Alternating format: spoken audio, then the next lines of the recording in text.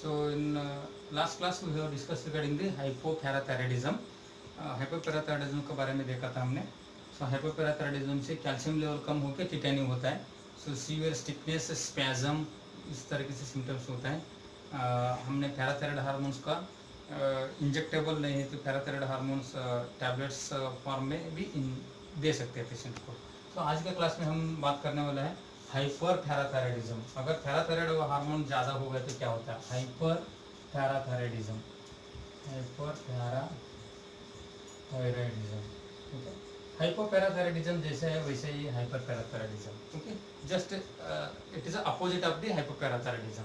Hypoparathyroidism में definition में क्या बोला था? It is a decrease secretion and activity of the parathyroid hormones. Hyper में एक्सेसिव ज़्यादा. It is a condition in which the excessive secretion of the parathyroid hormones from the parathyroid gland. Okay, parathyroid gland से parathyroid hormone ज़्यादा release होता है. और it is a over activity of the parathyroid glands. Parathyroid glands का over activity, over ज़्यादा काम करने से वो क्या होता है? हाइपर पैराथायरॉयडिज्म हो सकता है. ओके, तो पैराथायरॉयड हार्मोन से मेन इंपॉर्टेंट क्या करते हैं? कैल्शियम लेवल को बैलेंस करते हैं.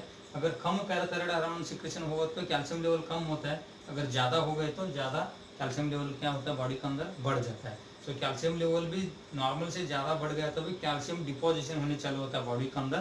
कैल्शियम डिपोजिशन से the whole system in our bodies are affected from the calcium deposition. Okay, exactly the opposite mechanism of the hypoparathyroidism. Okay, so very simple. It is a condition in which the decrease the secretion and synthesis of the parathyroid hormones. This is the definition. Okay, next etiological factors हमने देखा था. There is no etiological factors for this hyperparathyroidism in only one condition, that is a parathyroid tumor or parathyroid benign carcinoma. Parathyroid gland का tumour हो गए तो parathyroid gland का cancer हो गए तो उस टाइम वो ओवर एक्टिविटी कर सकते हैं. इसके अलावा और कोई एक कंडीशन में ओवर एक्टिविटी करता नहीं है. मोस्ट प्रोबेबली पैराथायरॉयड हार्मोन्स और पैराथायरॉयड ग्लैंड अपना आप और मोस्ट प्रोबेबली कोई भी डिसीज में हाइपर एक्टिविटी करने के चांसेस बहुत कम है. अगर हो सकता है तो भी पैराथायरॉयड ग्लैंड का ट्यूमर बन गए तो उस टाइम हो सकता है. और इसके अलावा भी अगर थायराइड ग्लैंड का ट्यूमर है तो भी हो सकता है, क्योंकि thyroid gland means thyroid gland का अंदर ही पैराथायरॉयड ग्लैंड होता है. सो इसकी वजह से ये हो सकता है. एटियोलॉजिकल फैक्टर ये इस तरीके से होता है. So next we will discuss regarding the pathophysiology. Direct we will move towards the pathophysiology of hyperparathyroidism. Pathophysiology में exactly opposite mechanism of the hyperparathyroidism, pathophysiological condition.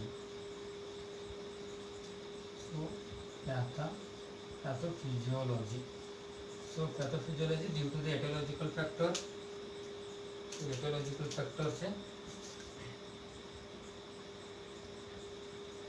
due to etiological factors increased activity of parathyroid gland. Okay, increase the activity of the parathyroid gland that causes the increased secretion of parathyroid hormone. Parathyroid hormone का increase secretion होता है. Increase parathyroid gland का activity बढ़ने से parathyroid hormones ज़्यादा होता है. So increase होने से इंक्रीज एब्सॉर्प्शन होता है. Increase absorption from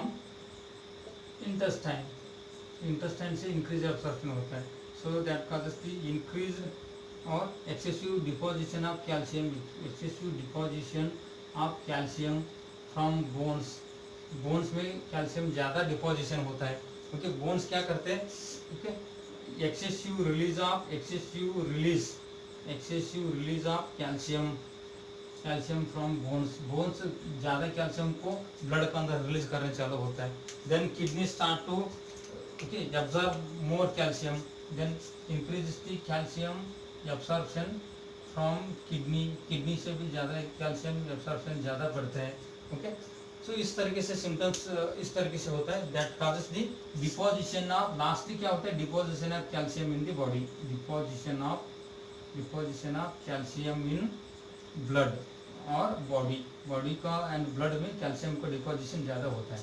so that affects the whole body system को अफेक्ट करते हैं. Whole body system means calcium deposition ज़्यादा हो रहा है, कैल्शियम कंटेंट ब्लड में ज़्यादा हो गया, that means that causes the urinary stones और किडनी स्टोन्स। किडनी में भी कैल्शियम डिपोजिशन होकर कैल्शियम स्टोन्स होता है। ओके, देन मसल्स में भी, हमारे बॉडी के स्केलेटल सिस्टम में भी कैल्शियम डिपोजिशन ज़्यादा होने से क्या होता है, सो वीकनेस होता है, बोन्स भी वीकनेस होता है, फिर बोन्स में भी डिफॉर्मिटी दिखने चालू होता है। तो इस तरीके से पैथोफिजियोलॉजी में हाइपरपैराथायरॉयडिज्म में इस तरीके से कंडीशन हमको देखने मिलता है, hyperparathyroidism. So exactly opposite mechanism of the hypoparathyroidism. Hypoparathyroidism का अपोजिट मतलब उल्टा ये क्या होता है, मैकेनिज्म होता है, सो हाइपोपैराथायरॉयडिज्म। ठीक है, नेक्स्ट हमने देखेगा clinical manifestations. Clinical manifestations of hyperparathyroidism. Hyperparathyroidism में क्या हो सकता है, सो क्लिनिकल मैनिफेस्टेशन हमने देखा था सबसे पहले स्केलेटल सिस्टम में, clinical symptoms of hyperparathyroidism. Hyperparathyroidism clinical symptoms क्या क्या होता है, तो क्या क्या हो सकता है, the most important in skeletal system in bones the excessive accumulation of calcium, so that causes the backache। सबसे पहला बैक एक होने चालू होता है, बैक एक हो सकता है। ठीक है, नेक्स्ट बोन्स में ये ज़्यादा कैल्शियम स्टोर होने से ज्वाइंट पेन होता है, बैक एक होता है, ज्वाइंट पेन होता है। सो मसल एक होता है, मसल्स को कॉम्प्रेस करना चालू होता है बोन्स में, सो मसल एक होता है। बोन पेन होता है, बोन पेन भी होता है, बोन पेन होता है। Okay, and as well as fracture भी होने के चांसेस होते हैं। ज़्यादा ऑस्टियोपोरोसिस फ्रैक्चर, ज़्यादा कैल्शियम क्या करते हैं, थिन होता है, क्योंकि ज़्यादा कैल्शियम रिलीज करना चालू करते हैं, सो ऑस्टियोपोरोसिस होने का भी चांसेस होते हैं। So easily breakable of the bones, higher, okay, more than normal limits of the calcium, that is also causes the fracture of the bones। याद रख दीजिए। स्केलेटल सिस्टम में बैक एक, ज्वाइंट पेन, मसल्स पेन, इस तरीके से symptoms देखते चलो होता है। क्योंकि देन रीनल सिस्टम में, किडनी में क्या क्या प्रॉब्लम होता है, किडनी का अंदर, इन रीनल सिस्टम किडनी का अंदर नेफ्रोलिथियासिस होता है,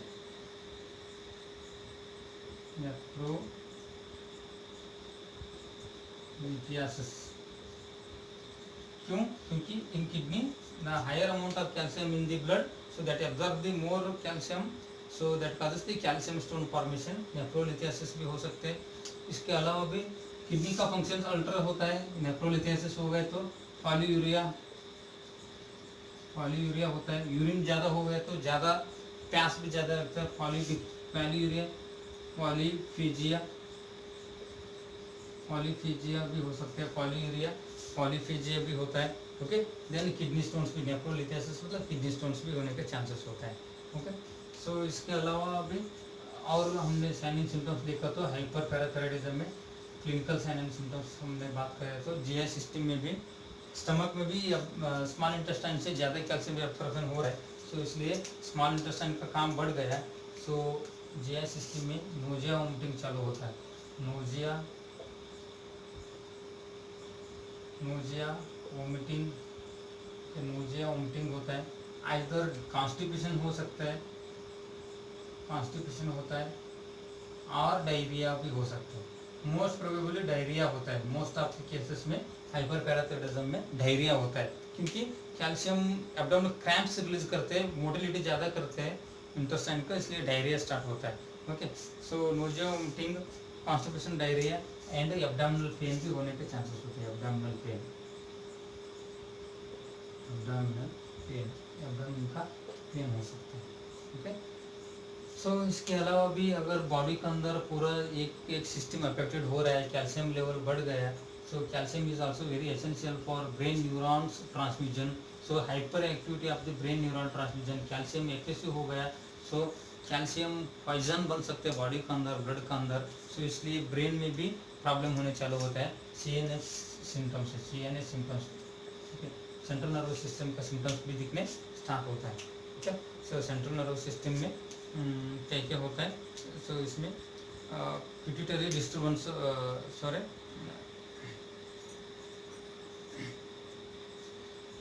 CNS डिस्टर्बेंस में मेमोरी इम्पेयरमेंट होता है, मेमोरी इम्पेयरमेंट होता है। तो इसके अलावा अभी पर्सनालिटी डिस्टर्बेंस होता है, पर्सनालिटी डिस्टर्बेंस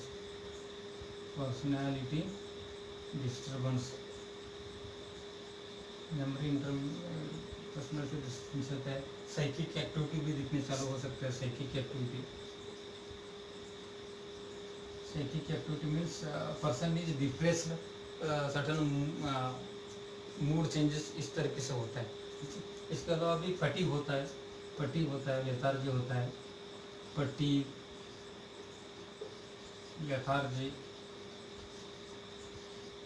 हो सकता है, लेथार्जी हो सकता है। ओके, डिप्रेशन होता है, कंफ्यूजन भी हो सकता है। तो इस तरीके से सिम्टम्स हम हाइपरपैराथायरॉयडिज्म में कॉमनली देख सकते हैं। Okay, this is regarding the hyperparathyroidism. Okay.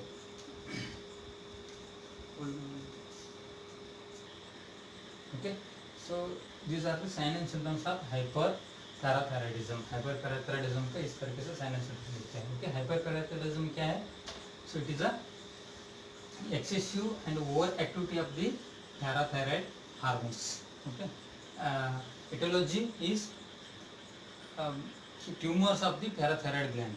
Then pathophysiology, etiological factors है overactivity of the parathyroid hormones, so that causes the increased absorption of calcium from the bones, increased absorption of calcium from the kidney, so from the intestine, so that causes the deposition of calcium in the blood, so that deposited calcium may causes the harmful to the body organs, body systems. So इसके वजह से लिए central nervous system में confusion हो सकता है, personality disturbance हो सकते हैं, मेमोरी लॉस हो सकते हैं, समटाइम्स कोमा भी हो सकते हैं। ओके, जीआई सिम्टम्स में nausea, vomiting, abdominal cramps, diarrhoea, either dysentery भी हो सकते हैं। एंड किडनी में किडनी स्टोन्स होता है, पॉलीयूरिया हो सकता है। किडनी स्टोन्स अगर ज़्यादा बढ़ गए तो एनयूरिया भी हो सकता है। Okay, person is unable to pass urine भी पास नहीं, हाइड्रोनेफ्रोसिस भी होने के चांसेस होता है। किडनी में भी यूरिन कलेक्शन होके एनलार्जमेंट भी हो सकता है। ओके, रिनोमेगाली भी हो सकता है। तो इस तरीके से सिम्टम्स दिखते हैं हाइपरपैराथायरॉयडिज्म में। So next we will discuss regarding the diagnostic evaluation of hyperparathyroidism. Diagnosis में क्या होता है, क्या क्या करना होता है। Diagnosis of हाइपरपैराथायरॉयडिज्म,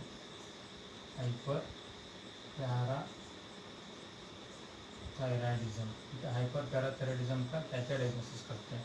so main important diagnostic criterias are, so as usual history collection करना होता है, फिजिकल एग्जामिनेशन करना है। Okay, physical examination, history collection and routine blood investigation. Here the main important is okay serum calcium level evaluation. Okay, serum calcium level का हमने last class में देखा था कि 8 to 10 mg/dl, this is a serum calcium level evaluation. So other than this, so we will monitor the serum parathyroid hormone level. Okay, parathyroid hormone level we will discuss in last class also. So 10 to 65 nanogram per dl. Okay, so 10 to 65 nanogram per liter. Okay, either 10 to 65 picogram per ml भी होता है, 10 to 65 picogram per ml। Okay, per ml में इस तरीके से मिलता है normal PTS level. Okay, in hyperparathyroidism this PTS levels are increased, either more than 150 और more than 200 picogram per ml में मोर देन 200 पिकोग्राम से ज़्यादा मिलता है हाइपरपैराथायरॉयडिज्म में। Okay, this is the most important diagnostic evaluation. मैं एक बात बताता है, कैल्शियम के साथ में क्या चेक करना है, serum phosphorus level. Okay, serum phosphorus level का क्या होता है, इधर कम होता है, क्योंकि कैल्शियम बढ़ गया तो फास्फोरस कम होता है, अगर कैल्शियम कम हो गया तो फास्फोरस बढ़ जाता है। सो सीरम फास्फोरस लेवल भी चेक करना होता है। सो सपोर्टिव डायग्नोस्टिक इवैल्यूएशन है, अगर पीटीएस लेवल बड़ा है that means parathyroid hormone parathyroid means calcium level का बढ़ गया, मतलब सीरम फास्फोरस भी कंपलसरी चेक करना है, क्योंकि कॉम्प्लीमेंट्री मीन्स दोनों का इवेल्युएशन चेक करना बहुत इंपॉर्टेंट होता है।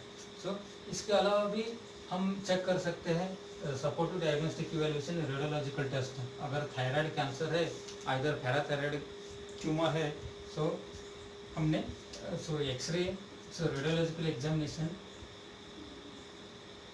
रेडियोलॉजिकल एग्जामिनेशन करना है। So in radiological examination x-ray of thyroid, parathyroid, okay. So thyroid scanning भी कर सकते हैं, थायराइड और थायराइड स्कैनिंग के साथ parathyroid scanning, okay. Parathyroid scanning, so CT scan of parathyroid gland, CT scan भी कर सकते हैं एंड MRI भी कर सकते हैं। सो इस तरीके से हम लोग डायग्नोस्टिक इवेल्युएशन में इस तरीके से डायग्नोस्टिक प्रोसीजर्स करना होता है। History, physical examination, radiological examination.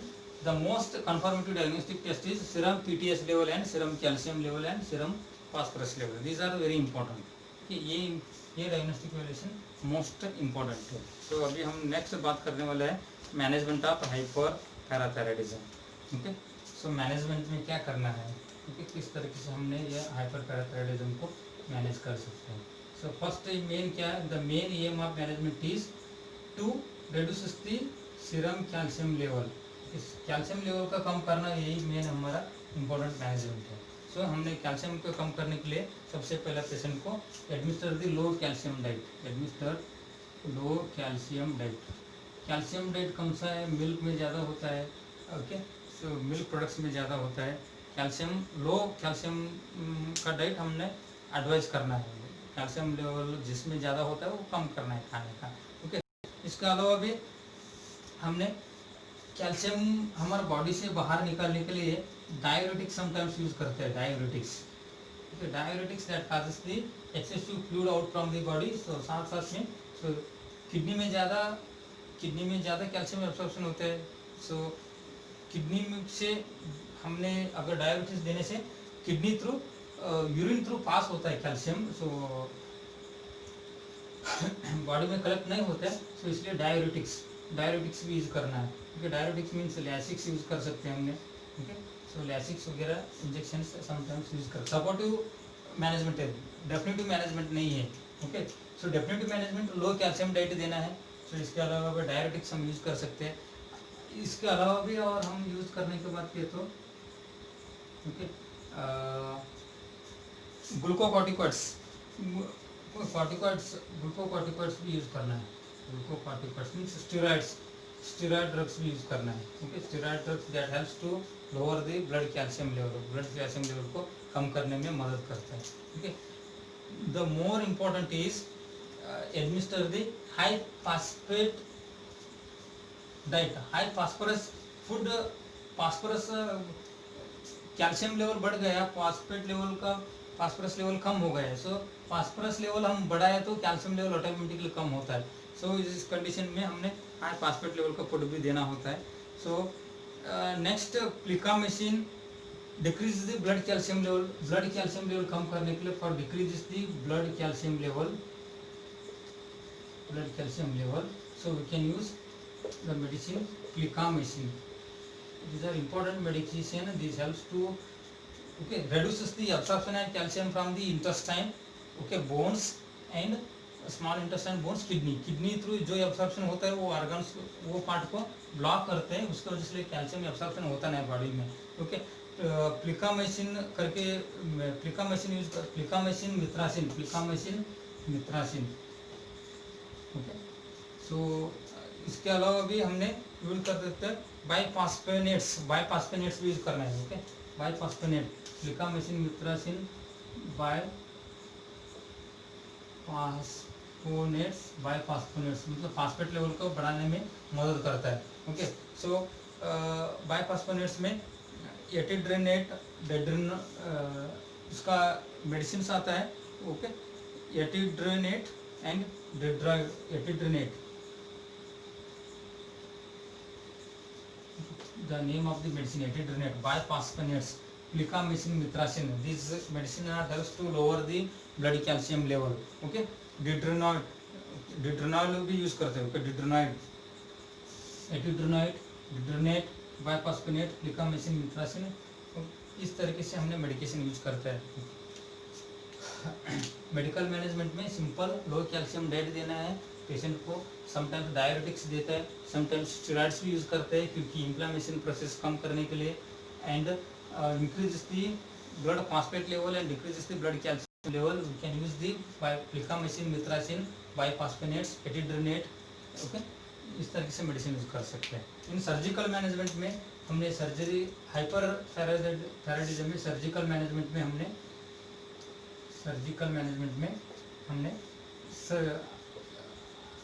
Parathyroid gland को रिमूव करना है. ओके, पैराथायराइड ग्लैंड को रिमूव करना है. That is the surgical management, the surgical removal of the parathyroid gland.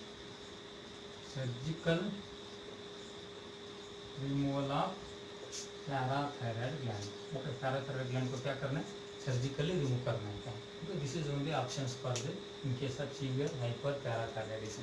Severe hyper parathyroidism में सर्जिकली हमने रिमूव करना अलावा और दूसरा ऑप्शंस हो नहीं सकते. This is regarding the hyperparathyroidism. Okay, next class we will discuss in new topic. Thank you very much.